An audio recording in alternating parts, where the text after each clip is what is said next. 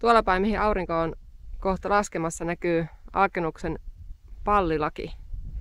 Sen huiputtamisen kanssa on vähän ollut ongelmia. Viimeksi tultiin semmoisessa sumussa, että mitä ei näkynyt. Nyt pääsi sentään ihailemaan tuonne reunalle. Huikeita maisemia tuonne kohti Yllästä ja hienoja suomaisemia. Siinä aukeaa Vaulokuru. Aika huikea rotko tässä keskellä tunturia. Tuo näkyy vielä sateenkaari, mitä äsken sain ihailla. Ja tonne päin kun lähtee kiipeämään, niin siellä tulee sitten Moloslaki vastaan.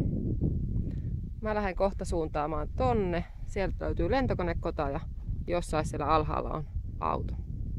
Matka kulkee tästä Aakenuksen lentokonekodan kautta ja kodan läheisyydessä on paikka, mistä on saanut nimensä, eli sodan aikainen lentokoneen hylky.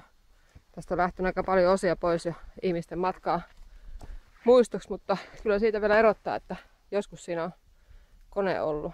Toi tumma Adonis tuolla on Elmo, mun uskollinen matkakaveri. Toi pitää vielä vilauttaa. Tuolla taivaalla näkyy päivänsäde, mikä on seurannut mua siitä sateenkaaresta lähtien. Aika kiva matkaseuralainen.